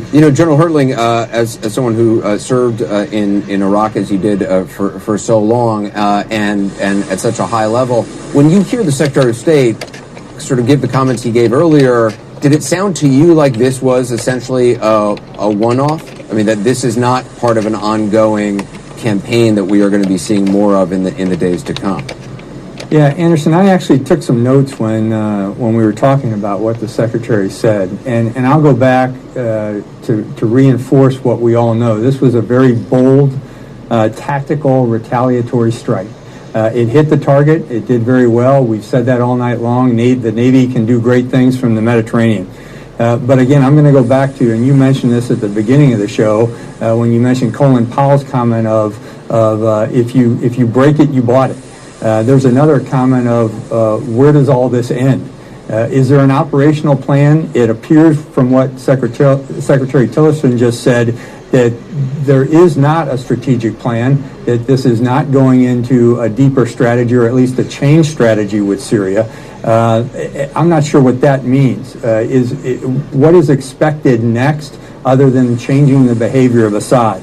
There was a comment that the potential of bringing Mr. Assad to, and I understood it to mean to a criminal court, the Hague Convention, based on violation of war crimes. He's certainly guilty of many, so that might be a very interesting way for an international tribunal to bring him to justice, because over the last 7 years there have been multiple violations of the Geneva Convention by his regime. Does this mean we're going to reinforce the Syrian rebels more? I don't know if that's part of the equation. And one of the words I have not heard all night long is ISIS. How does this relate to the fight against that terrorist organization, which is in northern Syria? What are our relations with Russia, and what is, I'll keep coming back to that, the relationship with Russia and Iran is going to be damaged. I know there are going to be other countries in the region, specifically Egypt, Jordan, Kingdom of Saudi Arabia, and Israel, that are going to be very happy for this bold tactical strike. But what does it mean in the long term? How is it going to affect our European allies, and what's going to happen in the Gulf, specifically in Syria, and what are our actions going to be in that as we continue to execute combat operations in Iraq and Afghanistan? Yeah, I want to get also just Fareed Zakaria. Fareed, as you hear Secretary of State Tillerson, I mean, is that your reading of it as well? Essentially, I mean, he says the U.S. policy, I mean, according to Jeff, the U.S. policy to Syria is not changing. Does that, I mean, I assuming he means from the Obama administration, which means the stated policy is still for Bashar al-Assad to leave, not that it hasn't changed from last week when Tillerson said what happens to Assad is up to the Syrian people.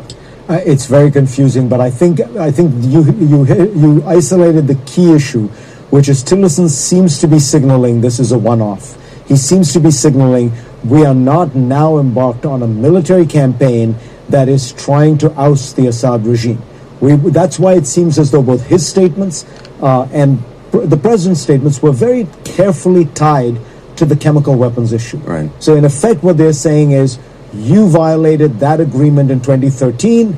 We're going to hold you accountable for that. Even the conversation about the Russians, Tillerson's points about the Russians was, you guys promised to rein in Syria on the chemical weapons issue. You were obviously either incompetent or you didn't know about it, so we're going to punish you on that. So it's all very narrowly directed, which does leave one to wonder, well, 2 weeks from now, are we back in exactly the same situation? Because the Assad regime has not suffered some mortal blow or some even a body blow. It's going to be able to continue to hold the territory it has. It's going to be able to press forward. ISIS, has maybe been strengthened a little by this, but not really much because they don't operate in the same area. So nothing much has changed other than this military expression of outrage. And if that's the case, one does have to wonder, what are we doing? Have we thought through why we did it? And can we really take the position that having now launched these military strikes against the Assad regime, our policy goes back to exactly what it was before we did that? Spider Marks, when you look at the map, again, earlier, you talked about if this was an ongoing operation, there would be other strikes. It does seem, again, at this hour of the evening, and it's very early hours, that this may be it in terms of U.S. military action, at least for now. Well, at least for now, and you have to define how much time does that really mean. Are we going to see a rolling set of operations that will occur within hours after this? I think not. And the analysis very accurately lays that out. Look, the amount of human suffering that's taken place in Syria is immense and it's outrageous. But I don't think you build a strategy exclusively against that, nor have we done that in the past. What we have seen is the use of WMD by Assad over and over again. This administration decided that's enough. So in a very narrowly defined way, went after a target, and they executed this in a very proportional way. I think proportionality gets thrown out the window, but it doesn't take place immediately on the heels of this operation. Yeah. I can guarantee you we're going to stare at this, we're going to look at this with an unblinking eye, and there will be other operations down the road. Nobody can determine what that looks like, and as Mark Hertling has laid out, the military plans for these things in exhaustive detail all the time, and based on this bomb damage assessment, we'll make alterations to our next steps. We're going to leave it there. Our coverage, though, continues right now with Don Lemon in New York and also Wolf Blitzer in Washington.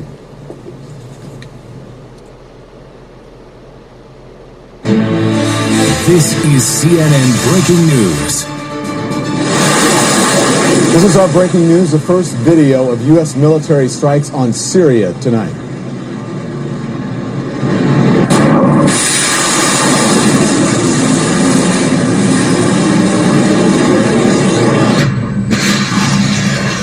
You're watching CNN Tonight. I'm Don Lemon. The United States launching a strike on Syrian government targets in retaliation for their chemical weapons attack on civilians earlier in the week.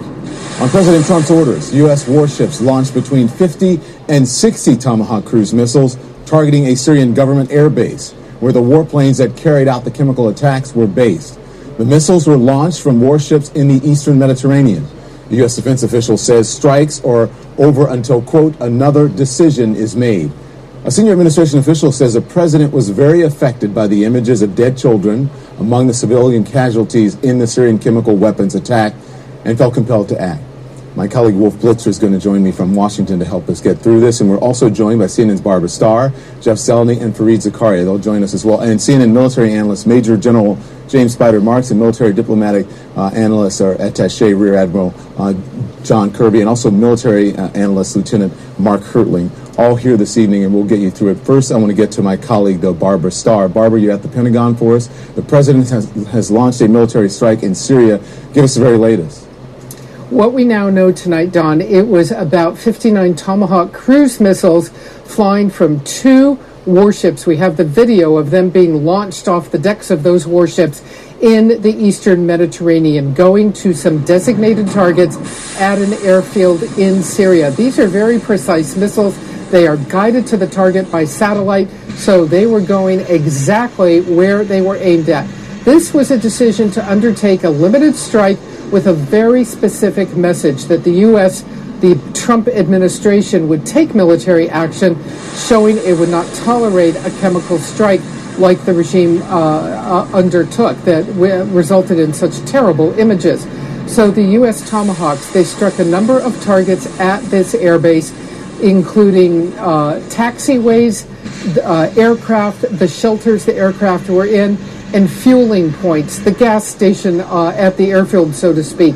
All of that aimed at making sure that it could not be a place where aircraft could take off from again. And the U.S. wanted this to be very visible in the region. They wanted everyone to see what they were going to do. This was not a stealth strike. This was something right out, for the world to see. They also have radar tracks that they say are the absolute evidence that this was the airfield where Syrian warplanes took off from. The final point, we know now that there were Russians at the airbase and that the U.S. talked to Russia several times through the day to let them know what was going to happen and when it was going to happen. We don't know for sure that the Russians moved out of the airbase area. That is something for Moscow to address, but it raises a very critical question. If the Russians were there at the airbase, what did they know about that nerve agent strike that the Syrians undertook? Were the Russians there? One U.S. official telling me tonight it happened right under their nose. So the U.S. feels the Russians continue to be very complicit in the activities of the Assad regime. Don? Barbara Starr, the Pentagon again. That's the first video of the U.S. military strikes in Syria tonight. A lot of questions to be answered. And Wolf Blitzer, my colleague joining us from Washington, the president at Mar-a-Lago, a meeting with the Chinese president tonight, having dinner and making this decision, Wolf. Very important meeting with the Chinese leader, but also the United States launching airstrikes, these Tomahawk cruise missiles. I want to go to Jeff Zeleny, a senior White House correspondent. Jeff, you're there down at Mar-a-Lago in Palm Beach, Florida, with the president. Tell us what you're hearing, what you're seeing. It didn't take long for the president to speak out. It didn't indeed, Wolf, and this is really a swift-moving series of events here. And we have, I just came from a briefing just a short time ago with the Secretary of State, Rex Tillerson, and the National Security Advisor, General H.R. McMaster, and they walked us through sort of the president's thinking and what led to him making this decision this evening. Now, of course, the chemical attacks just happened a couple days ago, and we have been talking and reporting about how the president said he was moved by those attacks, those gruesome images. So his advisors said he ordered up some options at that moment, but it wasn't until this afternoon when he arrived here in Florida that he sat down with his national security advisors to sort of go through those options, and he ultimately made that a decision, and those strikes began around 8:40 or so Eastern time. But there was some interesting reporting as well from the Secretary of State about Russia. Did the president give Russia, Moscow, a heads up that this was coming, of course? And the Secretary of State, Wolf, said this. He said, "We sought no approval from Moscow or any other level within the Russian infrastructure. However, the U.S. Forces on the ground did make contact with Russian ground forces who work out of similar military bases and other things, who work in close proximity.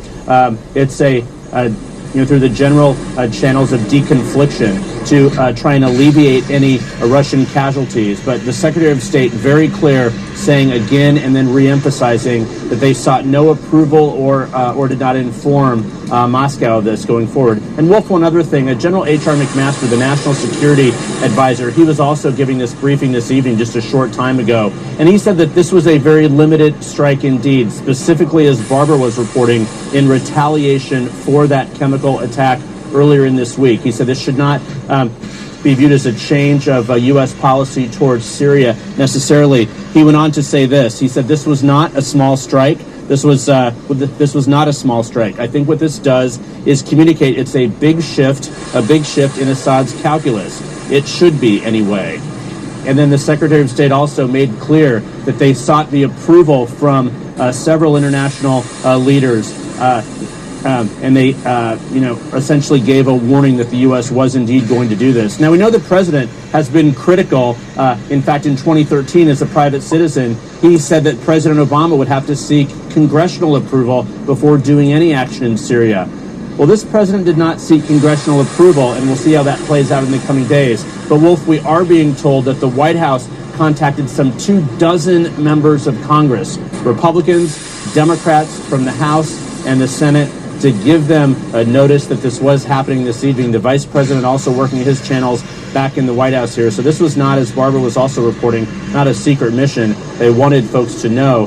Now, of course, how this impacts the president's summit here with the Chinese president, certainly interesting, but it does show the White House believes that this president is willing to act and act aggressively, certainly in Syria. We'll see if that extends to other threat regions like North Korea, Wolf. And Jeff, it didn't take very long for the president himself to go out and speak to reporters before the cameras. Let me play exactly what the president had to say. Listen.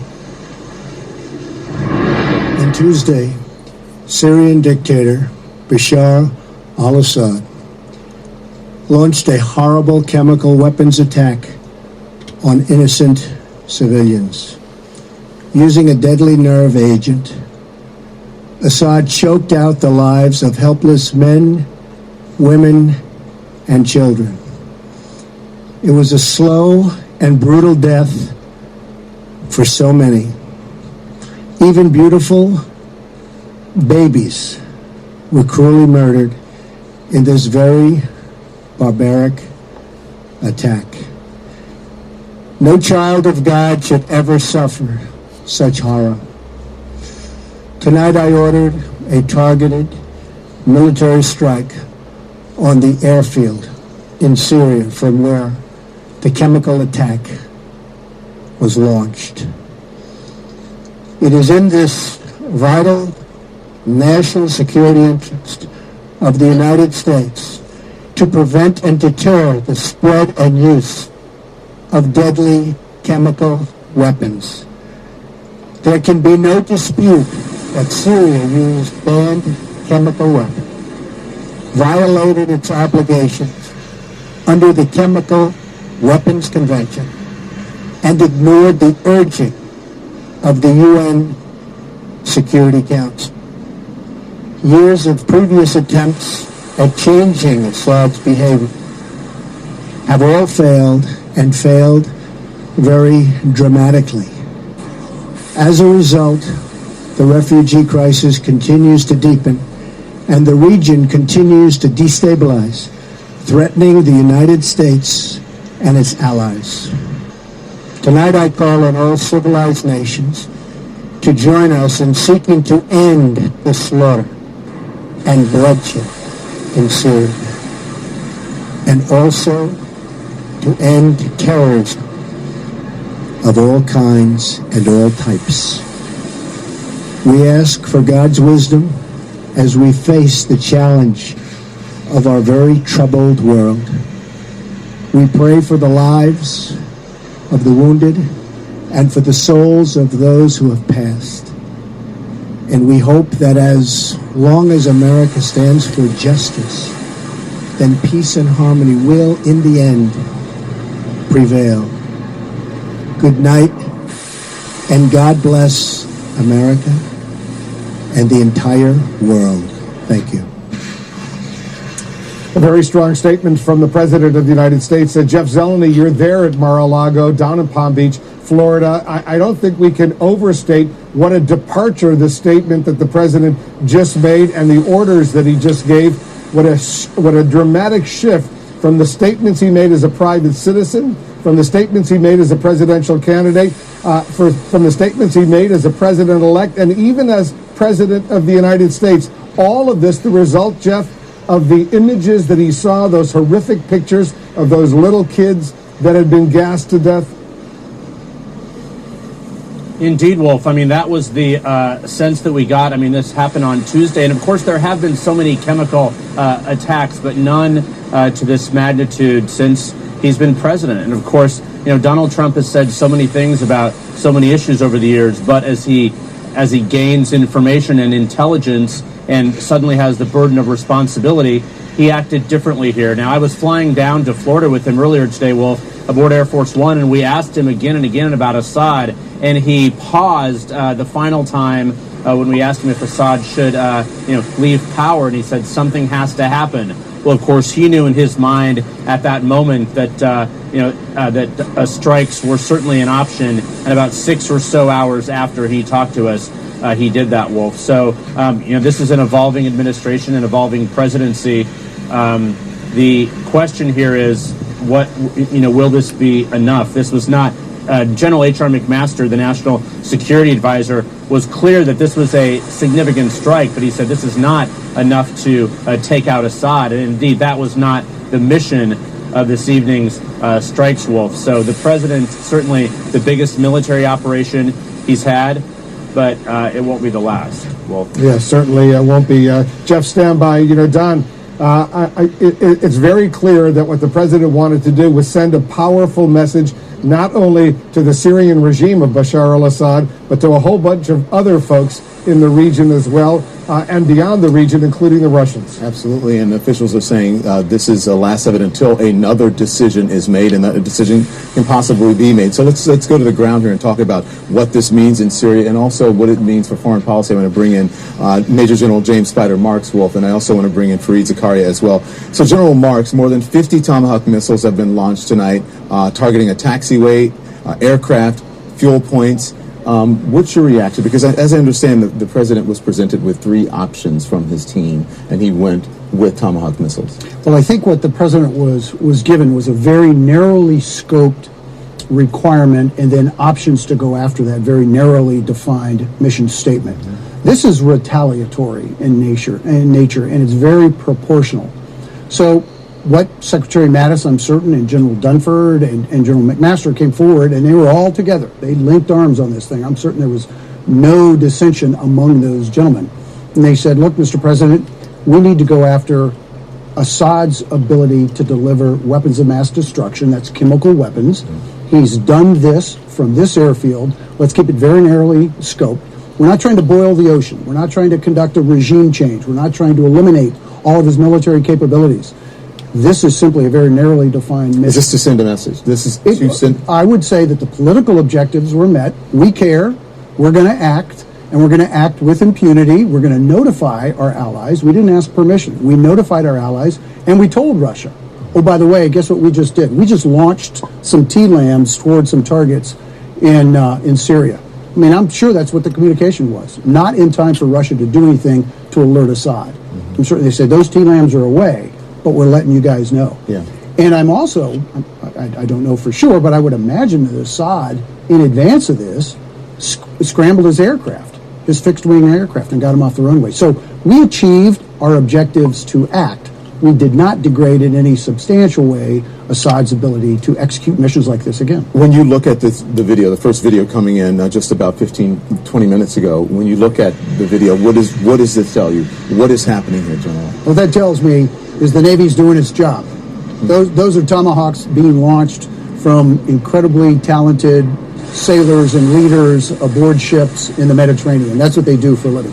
What I'm interested in is what does the effect of that T-LAM on the other end look like in Shirot, the airfield. I want to see what the battle damage assessment is. We know those things were launched. We know they're incredibly precise. I'd like to see, and we will, through intelligence collection, we'll start to get images that the Syrians will send out in social media, but we'll also start to be able to compare those against intelligence collection that tells us very precisely what we achieved. As we know, Fareed, the president did not want to go into Syria. He has said as much years ago, even 48 hours ago. It appears that this is a change in strategy and a change in policy, and very quickly. Well, it's a change in policy. I'm not sure it's a change in strategy, because the president seems to have said that this was a retaliation, that this was tied to Assad's chemical weapons use.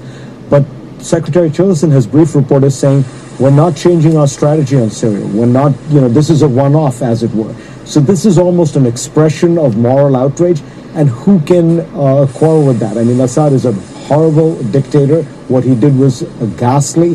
The fact that we can in some way, show that, make him pay some kind of a price for it, it makes us all feel that the United States is in some sense affirming its role as a moral leader. But, military strategist Samuel Huntington used to say, military force is not a good instrument of communication. It is an instrument of compellence. You have to have something you are trying to get the other side to do, a political strategy that you're using the force for. What is our political strategy? There is a civil war in Iraq between Assad essentially and ISIS and a bunch of other jihadis. Are we now saying we're against Assad, or do we want to strengthen ISIS? Do we want Assad, the Assad regime to fall? If so, are we willing to commit ourselves to that goal?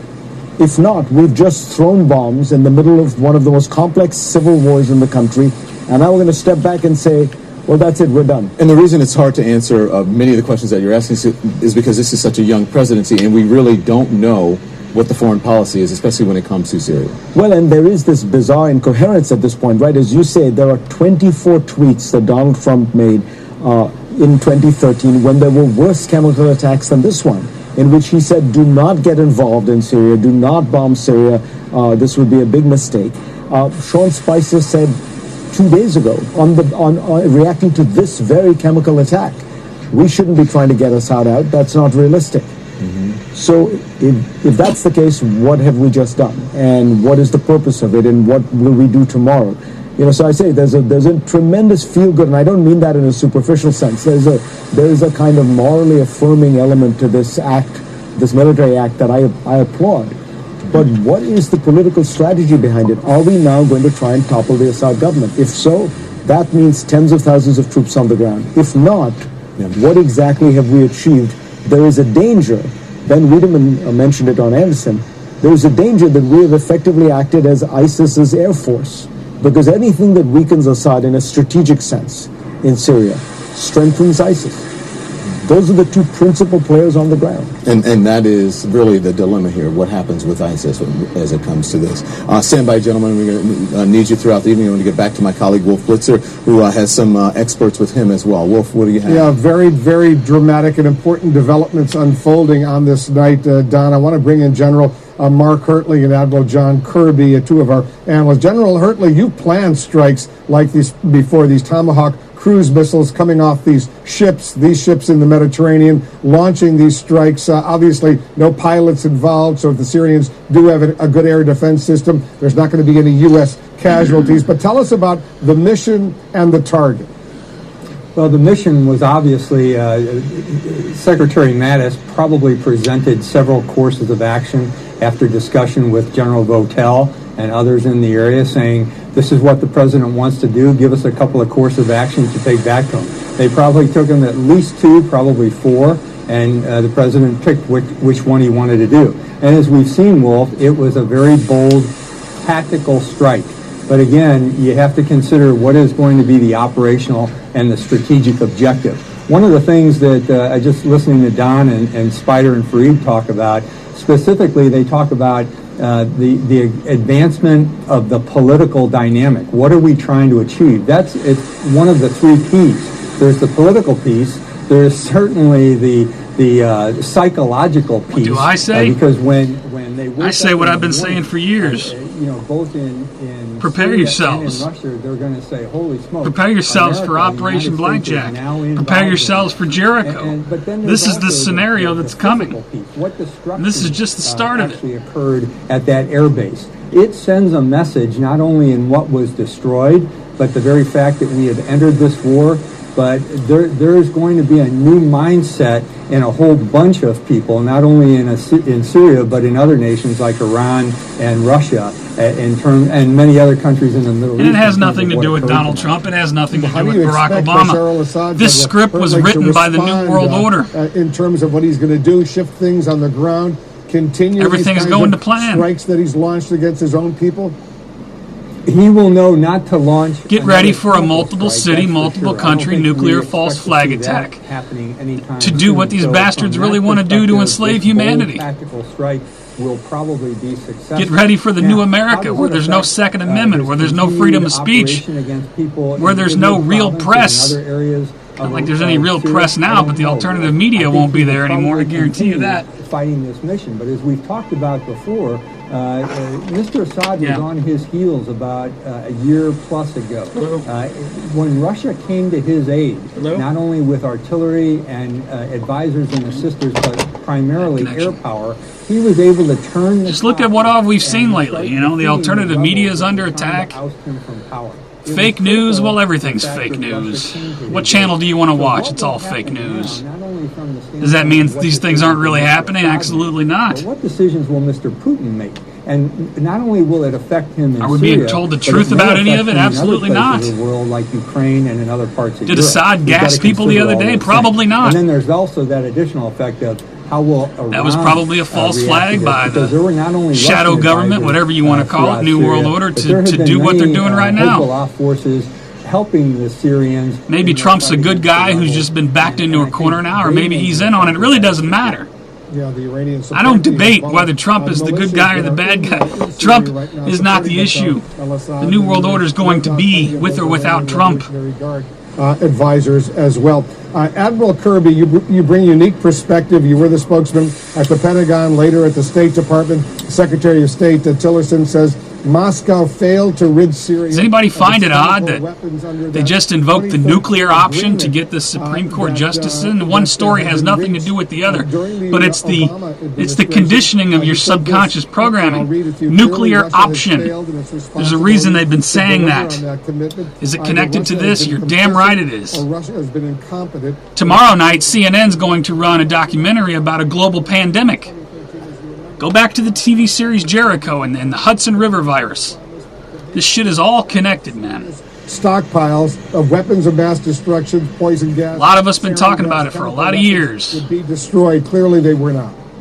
Well, we got And here we go. 99%, I think it was, of the declared stockpiles, and even the OPCW was able to affirm that of the declared stockpiles, we know we got the vast majority. Hell yeah, North Korea. We said, and I'm pretty sure. Watch the first episode of the second season of Jericho. That there were undeclared stockpiles. The attacks, the bombs, and financing was all supplied by the Iranian and North Korean governments. To say that Russia's complicit in a whole lot more. Anybody find it odd, all of the billions of dollars that Obama gave to Iran as he was leaving office? They have that doesn't get talked about. Propped up Assad. They have made the gains that he has made over the last 2 years possible, quite frankly.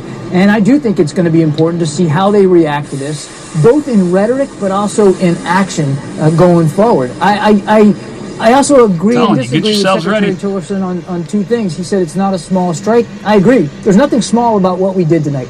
Nothing. It does change the situation on the ground, and to say that we're not, we can just guarantee that it's a one-off, that we're not going to potentially have to do more kinetic military action here, I think it's. Let me ask you a question: if tomorrow morning nuclear weapons went off in 10 different U.S. cities, and they blamed North Korea and Syria, do you think the majority of America would believe that? From the president that he is. I'm betting they would. Scale in this civil war, whether especially after all this. And I think we're going to have to see how that plays out now in the future. One thing that's well, Iran and Syria and North Korea have actually anything to do with it? Probably not. Military, Admiral Kirby had multiple conversations with the Russian military today, throughout the day. In fact, I can only assume that whatever the U.S. told the Russians would then pass along to the Syrians and tell the Syrians, you better get your jets in some sort of bunker because the U.S. is about to launch some sort of strike. Yeah, it'll be interesting to find out if the Pentagon reveals sort of how much deconfliction conversations they were over what period of time, how detailed they were. I'm not at all surprised that they used that channel to have that kind of discussion, because they have an obligation that they take seriously to reduce and minimize civilian casualties. We obviously didn't want to hit Russian targets, so I think I applaud that effort. It makes sense that they would use it. I'm also not surprised at all that there was no government-to-government communications between Washington and Moscow at a higher level about what we were going to do. I think this played out probably the best way it could. Obviously, there were Russian forces at this base. And as I understand it, there's Russian aircraft at that base. It'll be interesting to see if any of those Russian aircraft were hit as a result of being there. So we'll have to see how this plays out. But again, I think this is why you have a deconfliction channel, and it looks to me like it was used appropriately in this case. Do we know, does anyone know if there were any back channel alerts given to Iran? Because the Iranians, as you know, Admiral Kirby, they got plenty of forces in Syria as well, working with Bashar al-Assad's regime. Yeah, they do. People I've talked to this evening haven't indicated that there was deconfliction with Iran. Now, there's also no existing deconfliction channel with the government of Iran or Iranian forces. And these aren't Iranian state forces. This is a Republican Guard that's there and Hezbollah. So I doubt seriously that there was any deconfliction with Iran, and nobody I've talked to tonight seems to indicate that would have been the case. Let me read this statement we just got in from Senator Ted Cruz on Syria. I'll read the entire thing, then we'll discuss. Today, after 8 years of Obama foreign policy failures, Syria is a humanitarian disaster. Bashar al-Assad is a monster, a puppet of Russia and Iran, and he has once again used chemical weapons against his own citizens, murdering innocent men, women, and children. Senator Cruz's statement goes on. Any military action in Syria must be justified as protecting the vital national security interests of America, including decisive action to prevent chemical weapons from falling into the hands of radical Islamic terrorists. And I look forward to our Commander-in-Chief making the case to Congress and the American people how we should do so in the days ahead. A very strong statement, Admiral Kirby, from Senator Cruz. You know, a lot of lawmakers, they wanted the passage of authorization for the use of military force before the U.S. once again got involved militarily, whether in Syria, Iraq, any place else. Clearly, there was no legislation, no formal congressional authorization for the launching of these Tomahawk cruise missiles. Go ahead. Yeah, no, that's right. We don't need authorization. The AUMF that exists is based on 2001, which authorized the use of military force against Al Qaeda. It's called the Patriot Act. We have been using that in the last several years to go war after on terror. ISIS as we don't need any sort of authorization. Al Qaeda affiliate, so it's still valid. We have argued, or at least the Obama administration argued, for a new authorization for use of military force. We weren't able to get that done. I think authorities from Congress are important in this regard, and I'm sure they're going to work that out. It was interesting, but this is the point I really wanted to get to. In Senator Cruz's statement, and when you listen to the president's statement, I'm just a bill both of them on Capitol talked about Hill. How does this this shit being work in the again? vital Fuck, I don't national know. security interests of the country in terms of Doesn't dealing matter. with weapons of mass destruction, the proliferation and distribution and use of them. I think that was very Works by deliberately executive inserted order, into the bitches. president's remarks, very deliberately inserted into the senator's remarks to convey that even though we didn't have a technical AUMF for tonight's action, that it was in the vital national security interests of the United States to conduct this sort of a strike against a WMD capability. It does beg the question, though, about going forward. And you caught a little bit of that in Senator Cruz's statement, but I was thinking the same thing when I heard the president, that if it is, in fact, a vital national security interest, and I believe it is, to prevent the spread of WMD and to use these kinds of weapons, then it does beg the question or the possibility that these kinds of strikes will probably or could happen again in the future. A good point. AUMF authorization for the use of military force. That's the legislation many lawmakers would like to see passed before the U.S. once again gets involved in military action along these lines. A very initial step. We'll see what happens in the days to come. Let's go back to Don for more. All right, Wolf, thank you very much. We'll get back to Wolf in just a little bit. And again, the video you're looking at. You know, I'm not gonna moderate the chat room on YouTube because I really have no interest in moderating the chat room on YouTube. Colleague, White House correspondent Jim I apologize for all the Jim, I hatred understand going that on. you've been talking to the White House, to White House officials just now. I'm going to end the YouTube stream anyway because they're just going to say the same shit all night. I just wanted everybody to be aware of what's going on. I will probably be putting out an Operation Blackjack video giving you all of the links I have on this crap. And telling you once again, I know people are tired of hearing that shit from me, but you know, but this official said that the president I've been talking about it for years, have I not? Quote, laid down a marker for the Assad government that it should cease What's going on tonight? chemical That's what's going on tonight. against its civilians or risk of You guys on YouTube, have a good one. Thanks for hanging out. It's a very clear message that the White House is trying to send. We'll see where it goes. And keep in mind, Don, the National Security Advisor, Lieutenant General H.R. McMaster, when he was briefing reporters here earlier this evening, he very clearly said to reporters that no, that the strike tonight did not eliminate Bashar al-Assad's chemical weapons capabilities, and that those chemical weapons capabilities still exist. And so what the president is hoping tonight, from what I'm hearing from talking to top officials, is that he has laid down a marker to the Assad government that this has to stop.